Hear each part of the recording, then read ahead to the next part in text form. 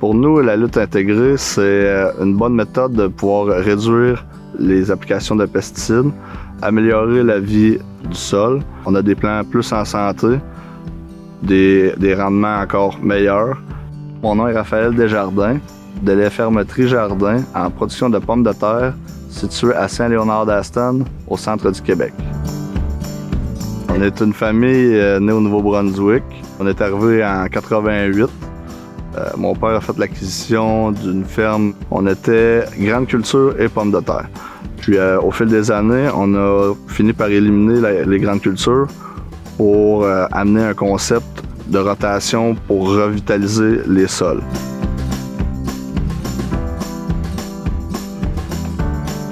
Le nouveau système de rotation sur la ferme, c'est 1 an sur 2 en pommes de terre. L'année qui est en congé de pommes de terre, on plante des mix de 10 à 15 espèces différentes. Ensuite, on laisse pousser, puis on va avoir une bonne hauteur pour passer l'hiver. On a un agronome qui nous accompagne sur la ferme depuis 2019. On a fait des tests à plus petite superficie, puis on a eu des bons résultats. Ça fait que directement à la 2e année, on est allé en superficie quasi complète. L'approche de semi-direct sur couverture végétale permanente, c'est une approche qui s'inspire grandement de l'écosystème forestier, qui mise à intégrer les cultures de couverture dans les systèmes de production. Où on veut minimiser le travail de sol, ramener la chaîne alimentaire dans les sols, c'est-à-dire les champignons, les insectes bénéfiques. Dans le fond, on veut avoir une agriculture qui est beaucoup plus naturelle. On veut que des cultures de couverture deviennent des alliés pour les agriculteurs.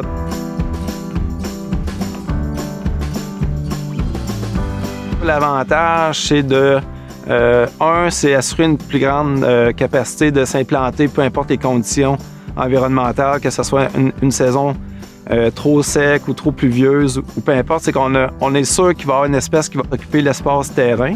Par la suite, chaque famille peut avoir des fonctions d'amener de l'azote dans le sol, d'extraire des éléments nutritifs pour la culture suivante, qui est la pomme de terre.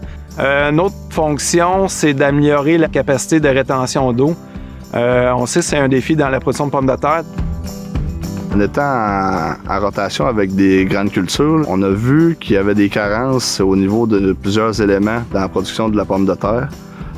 Ça faisait en sorte qu'on devait augmenter les fertilisations pour arriver à des rendements corrects. Tandis que là, avec des mix multi-espèces, on a un apport naturel d'azote, phosphore, potasse. Au printemps, on peut voir qu'il n'y a pas d'érosion. Tout ce qui a poussé au champ a resté au champ. Il n'y a rien qui a été exporté. Ça fait en sorte qu'on augmente nos taux de matière organique. En ayant plusieurs familles de plantes, on n'a pas un pathogène classique à monoculture qui va s'implanter parce qu'on n'est pas en monoculture. Le pathogène ne sera pas dans son élément de confort. Avec les couverts multi-espèces, on a une grosse réduction de pesticides. Premièrement, l'année qui est en multi-espèces, elle n'a aucun pesticide. C'est pas comme une année qui aurait été normalement, disons, en maïs ou en soya. Dans les 3 dernières années, je figure qu'on a réussi à réduire d'environ 40%. Pour le futur, ce qui nous reste à améliorer, c'est, disons, encore du fine-tuning avec le mix des plantes qu'on met dans le multi-espèces. Là, on se rend compte qu'il y a des fois qu'il y a de la reprise d'une certaine plante qui réussit à pousser au travers des pommes de terre. Mais avec différentes techniques, on va réussir à contrôler ça.